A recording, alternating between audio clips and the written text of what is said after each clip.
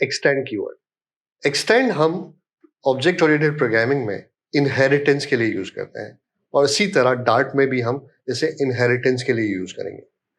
आगे चलने से पहले देखते हैं कि इनहेरिटेंस एक्चुअली है क्या।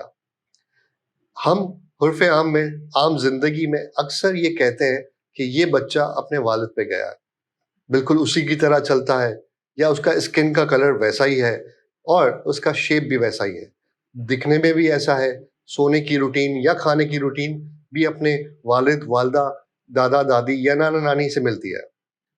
इन्हीं चीजों को हम इनहेरिटेंस कहते हैं कि ये आदत वहां से बच्चों में पाई गई, उनमें भी थी और बच्चों में भी आई। इसी तरह हम ऑब्जेक्ट ओरिएंटेड प्रोग्रामिंग में भी ये काम करते हैं कि चूंकि हमारे पास यहाँ ऑब्जेक्ट्स क्लासेस के बनते हैं, तो हम ये कह सकते हैं कि इनहेरिटेंस के बाद एक क्लास में वो खुसूसियत आ गई जो उसके पेरेंट या ग्रैंड पेरेंट क्लास में थी। फॉर एग्जाम्पल, अब तक हमने बैंक अकाउंट की क्लासेस बनाई, एग्जाम्पल्स में हमने डिफरेंट क्लासेस देखी जिसमें बैंक अकाउंट की हमने काफी मरतबा क्लासेस बनाई। आप एक मजीद क्लास बनाइए और उस क्लास में आप ये एक्सपेक्ट कीजिए कि आप कुछ नई फंक्शनैलिटी डालेंगे। आपने उस नई क्लास जो कि दूसरे नंबर की क्लास है उसमें आपने मजीद फंक्शनैलिटी डाली, बट आप चाहते हैं कि जो बैंक अकाउंट की फर्स्ट क्लास आपने बनाई थी उसकी फंक्शनैलिटी भी इस क्लास में आ जाए, और सिर्फ इसी क्लास में नहीं, इस जैसी मजीद क्लासेस में बनाऊंगा जिसमें ये तमाम फंक्शनैलिटी आ जाए। फॉर एग्जाम्पल, हमारे मुल्क में बहुत सारी बैंक्स हैं, for example UBL, Meezan, HBL. हर बैंक के अंदर आप कैश डिपॉजिट भी कर सकते हैं, विड्रॉ भी कर सकते हैं और बैलेंस चेक भी कर सकते हैं। अब तक जो हमने क्लासेस बनाई थी वो एक बेसिक बैंकिंग की फंक्शनैलिटी को अंजाम देती थी, यानी आप डिपॉजिट भी कर सकते थे, आप जो है उससे विड्रॉ भी कर सकते थे और बैलेंस भी चेक कर सकते थे। बट ऐसा हो सकता है कि हर बैंक आपको डिफरेंट फीचर्स और different services they. For example, आप कहते हैं कि मीज़ान बैंक मुझे एयरपोर्ट पे वीआईपी लाउंज का एक्सेस भी देता है, यूबीएल आपको प्रायोरिटी बैंकिंग देता है और एचबीएल आपको कोई और सर्विस देता है। आप वो तमाम तर फीचर्स, फंक्शनैलिटीज तो चाहते हैं जो आम एक नॉर्मल बैंक में होती हैं, जैसे डिपॉजिट करना या विड्रॉ करना, जो हमने एक बैंक अकाउंट की क्लास में वैसे ही बनाई थी, बट उसके अलावा भी मजीद फंक्शनैलिटी हो। तो आपके पास क्या तरीका है?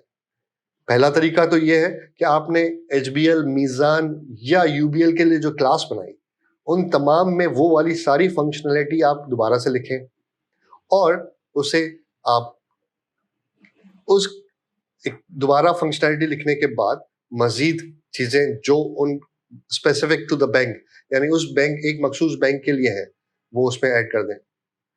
अब आपने इससे डबल मेहनत की, या आपने अपने कोड को रीयूजेबल नहीं बनाया, या आपने कोड की लेंथ को बढ़ा दिया क्योंकि सेम सिमिलर कोड आपने हर जगह लिखा।